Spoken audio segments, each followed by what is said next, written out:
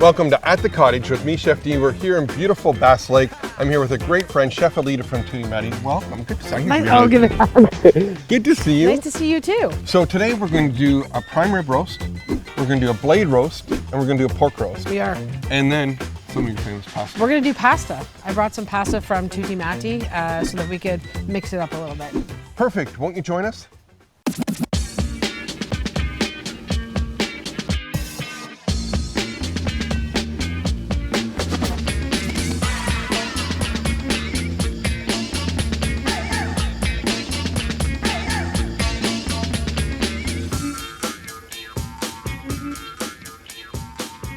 Tutti Matti. What does Tutti Matti stand for? Tutti Matti means everybody's crazy. That's pretty appropriate, isn't it, in our case? I think after many years in the restaurant industry, you start to realize how appropriate the restaurant name really is. True, true. 17 years Yep. on Adelaide. What made you want to open up a restaurant? I had been in Tuscany for 7 years and decided to come back and live in Toronto after being away for a long time. And I just thought I didn't want to work for anyone else because I didn't want to have to do what traditionally Toronto had known as Italian food. I wanted to do traditional Tuscan food. And traditional Tuscan food is? Game, fresh pasta, raw fish. We're really lucky as a area, a region of Italy, to have ocean and mountains, and we have everything. So it's awesome. Cool. Now, do you still continue going back to Tuscany for a bit? I'm actually on my way there in about 3 weeks with some customers, but I do try to get to Italy at least once a year. I guess my ticket got lost in the mail. I don't remember the invite. Okay, one day we got to do this. So one day I would like to come. I would love that with the whole fam jam. Exactly, It'd right? be a lot of fun. Yeah, that would be, that would be. Anyways, but you also do some of your own wine. We do. We have a wine that we started with Roberto Cipresso at the restaurant, and it started off as like a project. I approached a bunch of people in the restaurant industry who had been mostly women who I wanted to work on something with, and my friend Laura Wills, who's an amazing graphic designer who designed the label, she did the exterior and I did the interior. So as a team, we made this wine together under Robbie's supervision as a gift to the restaurant for its 10th anniversary, and then it just kind of took off. And you've been a really big supporter, and I didn't mention this earlier, about women in our industry. Right. And you know, it has been such a male-dominated industry, and it's great to see that it is changing, but you've really pushed it and pushed young women into, come on, you can do this. The restaurant industry is totally different than any other business. It's like long hours, it's fast, super fast paced, and people think that women can't do it, but the best multitaskers in the world are women. You know, you ask any woman to, have a kid, run the house, continue with her career, and somehow things just happen. I mean, it's called creation. No, you're right, and it's so great to see, and it's so great what you're doing. And you still do some teaching at the college too, right? Yeah, if I'm not mistaken? Yeah, I do Humber and George Brown because I think it's super important. I also teach at the restaurant a lot, but I think education for me has always been really important. And just like we were talking off air again, how you put a new pizza oven in your restaurant because again, we get bored really easily, and we need something new, and we need something to challenge us, and that's the other part of this whole industry. That's I guess keeps coming back and doing what we do is that we can change, we can do different things. We can grow as chefs. It's like people think that just because you do one style of food that's all you're capable of, but chefs are very universal in the sense that they can do many things, and putting in the wood burning oven this past September was it was something I had to do for myself, something I really wanted to do for myself. Like to build a whole hearth would have meant rebuilding the whole restaurant, but putting in a wood burning oven was actually a lot easier. And they brought it in with a bunch of piano movers. It was actually quite something to watch on Adelaide, while 8 guys with a crane loaded this beautiful oven. She's called Isabel. She has a name. Why Isabel? I just never had kids, and I thought that the only child I would have would be a wood-burning oven named Isabel. Okay, I like it. Okay, so we're going to get started here. Yeah. We have a grass-raised blade roast. Right. And I like blade roasts, especially because we're going to slow roast this over a long period of time. It's well marbled, nice texture. If you're not going to use it for the roast, grind it up. It makes great hamburger. Right. We have a pork roast. Again, Nutrifarms is really great at growing healthy animals. They live great lives, so that we get some really great nourishment from that. And of course, the king of the roast. The beauty. The prime prime rib roast, bone in. And you can just see, again, and we were talking about this too, is that with grass raised, you're not going to get as much marbling No. as you normally do. And you were saying that it's not necessary that animals shouldn't be that well marbled. Well, we're supposed to finish, I mean, there's many ways of finishing animals, and traditionally we used to finish with corn, Yep. but in order for the animal to digest corn, the animal would have to take antibiotics because cows really can't digest corn properly. So when you finish a cow on grass, it's at the animal's last moments on this earth are better, and it's a Yes. natural. And it also there is a marbling. It's hard to explain, but the meat becomes super tender on its own without all that fat through it. Perfect. So I got some cast iron fry pans because Right. they work great in the barbecue. So if you want to grab the pork roast, Yep. I'm going to grab the blade roast. We have some salt and pepper there. Go for it. So at the restaurant we do like a whole pig. Yep. And so you could even do this. You could do this with this type of roast as well, without losing the beautiful mesh that comes with it. The roast, you actually can pull that off, Yep. stuff it, and then put it back on. Okay, cool. I call it the meat hairnet. Okay. So like the meat hairnet actually is like you can take it off and you don't have to throw it out. You can put it back on. You can stuff the roast with whatever you want. So at Okay. the restaurant we do apricots mixed with rosemary and chili, and then we have a special salt that we use for it as well. Can you share that salt? Can I share the salt? The salt at Tutti Matti has lavender and sage and rosemary Oh, nice. and fennel seed, and it takes about a week to make. So we do it by 18 to 20 kilos at a time. Okay. Next time I'm there, I'm picking some up. Okay, just a little pepper. Helps when you take the lid off. And you can also do these. You can do them dry or you can do them wet. But Exactly. we're going to use some of the Waterloo, Exactly. just to keep her nice and moist on the bottom. I'll give you that one. Yep. You're going to use the amber. I'm going to use the I'm gonna lager. use the amber, which goes really nice with the pork. And then what we're going to do, we have the wood-fired grill going, and I have lots of smoke. That's what I would like for the prime rib, and it's the embers have burnt down a little bit, so it's not super hot. I would say it's about 300 degrees. We're going to start it on there, and then we're going to finish it on the barbecue. And for those of you who don't have a wood-burning barbecue, you can actually, you have your fire pit. Put it in a cast iron fry pan Absolutely. right by the fire pit. Get a little bit of smoke on it. It's going to taste amazing. I'll be right back with this. Sure. We'll see you soon. Okay, so we have the roast. We're putting it on. There's not a lot of heat. There's more smoke. And like I said, if you don't have the wood burning fire, you can put it on your regular wood fire that you have at your cottage and just put it aside. Let the smoke kind of come around it and evaporate it. Envelop it, not evaporate it, envelop it. And you're going to get this great flavor. And then we're going to put it on our gas barbecue, nice and low, and just let that fat drip down, and you're going to have an amazing roast cooked medium rare.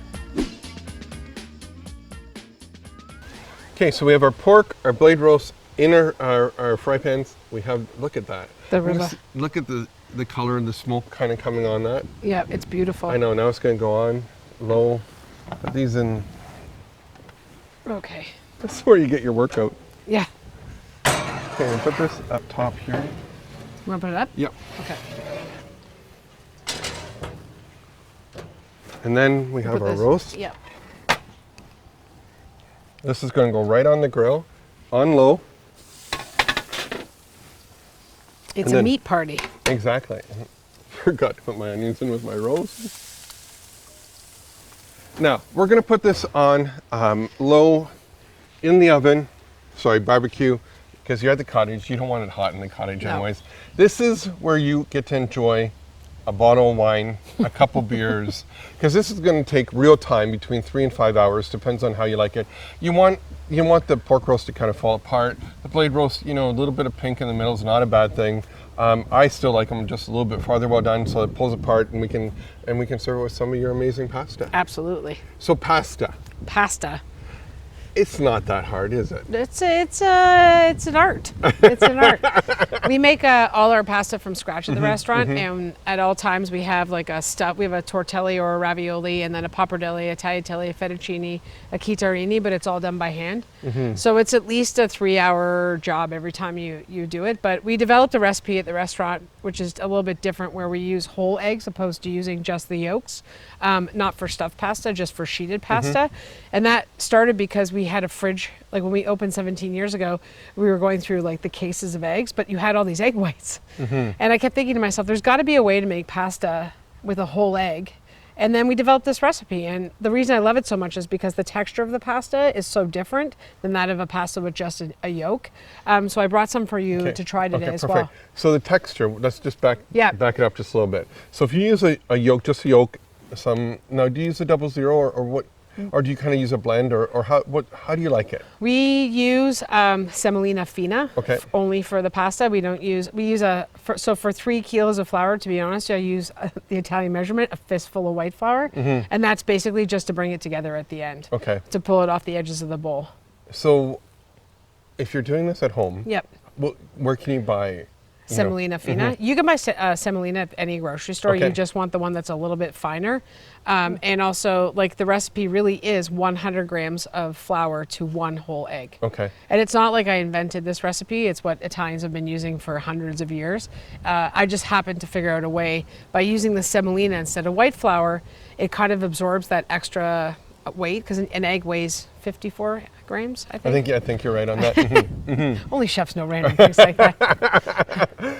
Okay, so using egg yolks to bring it together, because I know that, that kind of brings the glutens together, and the protein of the egg kind of makes the pasta beautiful. Now, what does the egg white do to that? The egg white just gives it a little bit, it makes the pasta firm. So you can actually, because if you use fresh pasta normally, that was just an egg yolk base, you'll notice that the pasta cooks way quicker. But if you use a whole egg, it actually gives you that extra minute of turning your back, which in a restaurant, we do a lot of. So it creates a totally different pasta, really. And it works for us. It just seemed like after all these years, I just felt I didn't want to buy a pasteurized egg yolk to make pasta dough, because I felt like it was sort of, it's not that it's cheating, it wasn't the right way to do it. So we just developed this recipe and it seems to work. It works, trust me, it works. So I'm going to go grab the pasta. Now we put the water on with our other, it's going to start coming up to boil. You can do everything on the barbecue. You don't have to. You don't have to be inside at the cottage. Like, people have this, I always felt really bad, like when we travel to Italy a lot, I end up cooking for a majority of the time. And I always thought it was like everybody was outside by the pool having a really good time, and then I would be stuck in the kitchen prepping. I mean, everybody wants to be a sous chef, but then the moment the sun comes out, the sous chefs disappear. So I just realized that you can do a lot more on the barbecue. You just have to you have to just be more precise about your preparation. So we're going to go back to the kitchen. We're going to grab some Alida's pasta. We're going to cook some pasta off, break some apart, some great pork, some great beef, and add some tomatoes and maybe some fresh asparagus to it. Okay? Won't you join us?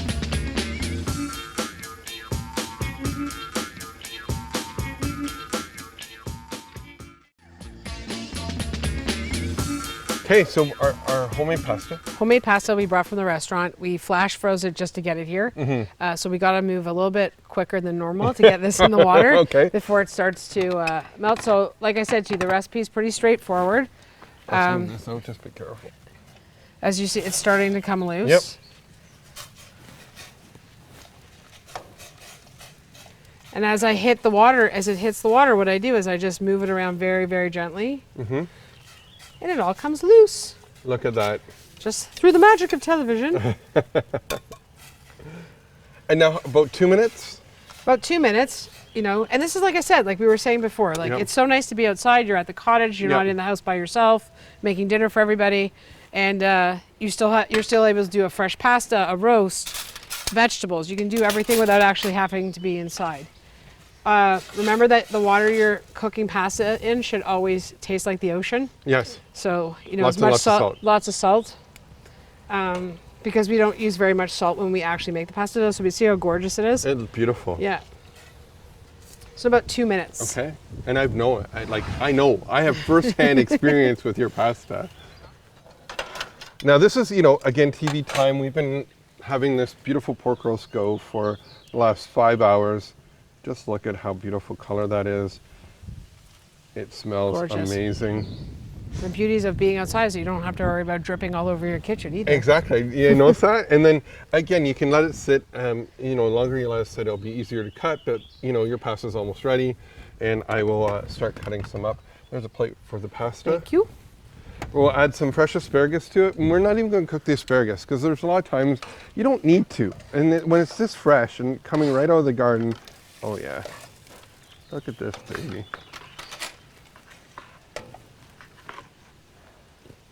Oh, that's gorgeous. And just see it just comes away from its hairnet. From its hair. Look at that. There we So go. this has been on there for about 4 hours. Exactly. And then I'm just going to chop up fresh asparagus.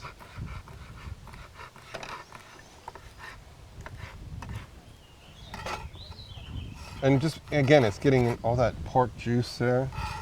There we go. Okay, I'm just going to take some of the pasta out. Okay, perfect. You continue working over there, Alida. I'm going to continue eating. Wow. I don't think you're going to like this at all. How's it going back here? So I just took a little bit of the liquid from the bottom of the braising liquid, and Oh, I just yeah. put that on top. Yeah, it doesn't get much better than that. Here, you got to try a little bit of this. Oh, thank you. Oh my God, How good is that, right? delicious. Some fresh arugula, a little bit of olive oil, or you can, use a little bit of.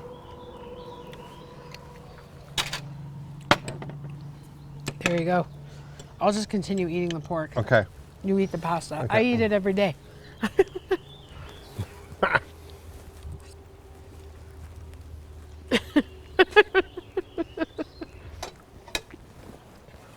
Fantastic. Wow.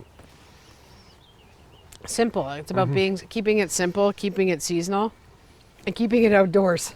Right? Again, everything we've done is on the barbecue. We're going to pull apart the blade roast in just a minute. We'll put it on a sandwich with some arugula and tomatoes, and away we go. That's awesome. So, we're done. Well, we're done. kind of done. We're kind of done. Right. We have a standing rib roast or prime rib roast. We smoked it first, then, kind of seared it, as you can see, all the way around, and now we're just letting it rest. I may have a beautiful little addition to, oh yes, to add to this is we have Gorgeous. a little bit of demi-glaze, Wow. put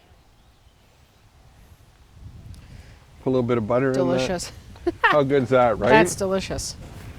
So again, this would be your ultimate cottage dinner. It is. You could, and they come in many sizes. You Mm-hmm. can have them a single bone, 2 bones, 3 bones. Like at Thanksgiving one year, instead of a turkey, I did a 12-bone roast, Yes. which had to have its own cooler coming up to the cottage. Yep. Was beauty. That's the way to do it. Turkey's overrated. It is. I mean, This but- is where it's at. And then we did our pork roast, Right. which we had, tied it in the mesh. And you were mentioning too that you can, take the mesh off. Absolutely. And then put it back on again. Stuff it with rosemary, apricots. Even if you want to saute a selection of mushrooms on it. It'd be gorgeous. And put some sage in with that. Beautiful. And away we go. And then we have our beautiful blade roast here. Right. We have some brioche buns there. I You think cut some of that. I'll okay. cut some onion. Okay. Oops. I'm gonna cut some tomato. Okay.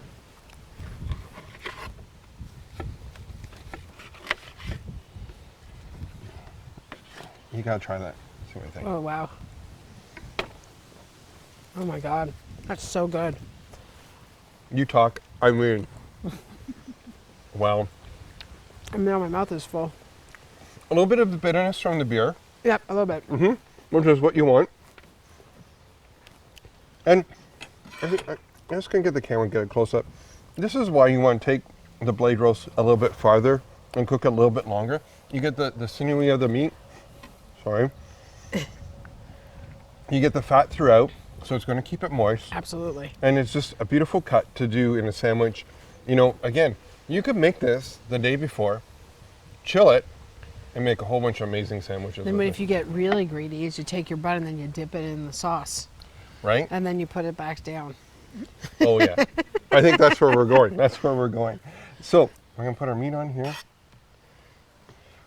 Even put the And the bun on the barbecue, just Beautiful. to toast it, some brioche, and especially because it's a real brioche and it's lots of butter in it. It's gorgeous. If you want to, we could put some arugula on it. Yeah, you could put a little bit of arugula, give it a little bit of bitterness. You could, grab some mustard if you had some mustard, or pretty much anything. Right, and the world's your oyster at this point, you know. It is. And if you don't have the normal, items in your pantry, make it up. Yeah, there's Right? no rules really, especially to when it comes at being at the cottage, is that sometimes you're going to be 25 minutes from the closest grocery store, so you just really make it up as you go along. Right, And there is no wrong. No, there isn't. You're up No. at the cottage, you're enjoying yourself. Now, this is a blade roast, or it used to be called a chuck roast. So it's at the beginning of the shoulder of the cow, it moves a little bit, so it's not as tough. This is getting closer into the middle of the cow, Right. which again, More doesn't- prestigious cut. Exactly. And then the tenderloin doesn't move at all. That's why, hence the name of it. Right. And then the same for the pork type thing. You can ask your butchers. That's the other thing is get to know a butcher that you really, truly enjoy. And then they will walk you through what cuts are going to work really well for you, whether you want to slow braise it or do a steak type thing, and away we go. I think it's one of those things too, is that when I travel a lot, when I go to Italy, I spend a lot of time at the butcher shop because there are cuts of meat that I forget about, Yes. that in North America we don't necessarily always use. And so when you have an opportunity to travel and you see these things, then you come back here. And that's how the flank steak, I think, took off to be a more popular cut, was because in Europe they had all those things, and briskets and different parts of the animal that we don't normally and also use, but also people are afraid of because Right. they only come in large formats. But that's Right. okay. Like, you can cook a brisket at the cottage, put it on low, key is low, and let it go. Right. And it won't flame up. It's got the perfect amount of fat, and that'll take you through like a Friday, a Saturday, a Sunday. And you can do different things with it. You don't necessarily always have to have the meat the same way. You can use it one day for pasta. You can use it the next day for a frittata. You can use it the next day in a sandwich. But there's 1,000 ways to use a cut of meat. You're right on that one. Alida, thanks for coming. It's been amazing. Thank you so Can much. we do it again Yeah, sometime? Absolutely. Hey, till next time, I'm Chef D. You never know, we might be showing up at your cottage.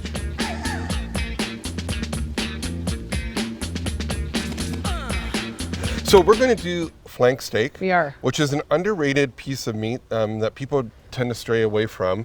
And then we have a beef tenderloin roast, which is like, how much best. better, right? And then I thought we'd do some pork tenderloin. Gorgeous. And then we're going to put some potatoes with some clarified butter in some foil, and we're going to put it right into the fire. Yep. You can do a lot of things with the tenderloin too. Yep. You can grill it whole. You can grill it in pieces. I prefer to keep it whole, and I keep all the chines on because I love what all this fat flavor does to the meat. And then it'll shrink obviously on you, but you can do anything to this. You can add rosemary and garlic to this. You could serve it with salsa verde. You can do it with steak spice. You can do it pretty much anything. I cook it till about medium rare and never more because it's the blood, once it settles, it'll overcook if not. We're going to put a little bit of pink salt Yeah, on. a little bit of salt. And people have to understand that when you're cooking large cuts of meat, that you need more salt than you were if you were just salting a steak. Yep. Which I think is something that people don't realize, is that otherwise the meat actually won't be flavorful. And the other thing too with salt is we do need salt in our diet. Yeah. We tend to, and as North Americans, we've eaten way too much processed food. We get our salt that way, but this is a true natural salt way Yep. of doing it. Even like we did burgers yesterday for staff meal, and we just used like simple ground beef with like a fair bit of salt. You just have to make sure you evenly distribute the salt. Also, what people don't realize about pork tenderloin is actually a super fast thing to do, and it cooks way faster than you would think, because the meat itself actually has very, very, very little fat on the interior. Most of the fat on the tenderloin is on the exterior, so you have to be super careful when you cook to not overcook it. And also too, it's okay to cook pork to be pink in the middle. Yes. And like Yes. it's not gonna kill you. Right. I'm going to put a little bit of steak spice on this Yep. because I like something different. And then we're going to put this on a cooler side because we're going to catch up with the beef tenderloin. Yep. And there's you can do a lot of things. You could do dried fruit with pork. You can do curries with pork. You can do pretty much it. It's actually more versatile than beef, I think. I think you're right too. And because not only the different cuts, and then you can add, and I know a certain other episode that we might be talking about that. Yeah. But you can do so much different things with it. You can pull it, and traditionally, pulled smoked, kind of Louisiana type or Right. Kansas City type. But there's so many other things that you can add citrus to it and all that, right? Yeah, and like I said too, it's one of those things it cooks way faster than beef. So like say you're home, you could do a pork chop. Like now the pork that you can buy is 100 times better quality than it used to be. So I'm just, again, a little chop here of our potatoes, nothing fancy because we're at the cottage. It doesn't have to be fancy, right? Nope. Just a little bit of salt. Little ghee. Yes, a little ghee. Ghee, clarified butter. That's what we're looking for, clarified butter here. If you don't have clarified butter and it's hard to find, just use regular butter. They take all the milk solids out of this. Or olive oil. Or olive oil, yes, right? Then I'm going to wrap it in 2 more. Nice and tight. And we're going to put this right in the coals, just like so. So we're just going to turn this just one more time. And now, flank steak. Yeah. Again, you get 1 per animal. It's absolutely fantastic. And it's a little bit more sinewy than regular steak or like a tenderloin like what we have here. But this is perfect. You can put so many, like you said, sauce verde on it, wherever you want to go with it. You can do a lot of things with it. You can use it for sandwiches. You can use it in the morning with steak. You can use it, especially at the cottage, it becomes like a universal. And if it's left over and you leave it in the fridge, then the next day too, you can chop it up and use it for many things. A little bit And of I just mentioned, this is all NutriFarm's grass-raised, dry-aged meat. So, which is awesome. right? Because we've kind of come back to that, and the difference between dry aging your meat and wet aging is, God bless Costco and I love them, but when you go there, you get the whole package of meat, and it's all in the plastic, right? Right. That's wet aging. This is when they hang the animal and it gets all that extra flavor and so much better. And the great thing too is that you'll notice about grass-fed is that it actually is way leaner because the grass-fed steaks don't have very much marbling. Right. And I think in North America we have to get over this whole thing about wanting to have marbling in our meat because it's not the way animals were meant to be raised. No. And and also too, like they're out in the pasture. They're living life great. Yeah. So the side that I just put down was the seasoned side. So now we're just going to go back and do this side. And like I said, don't be afraid of salt. And then you can always just top up the other guys as well.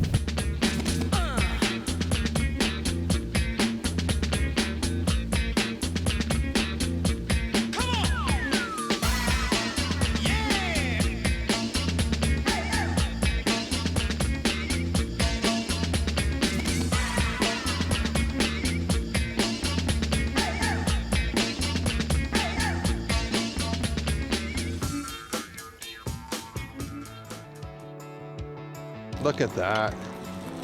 If you want to, you can turn them over halfway through the cooking process. We're not going to look at it for about 2 hours. The whole house is going to smell amazing. The meat's going to be tender. Hi, who's that?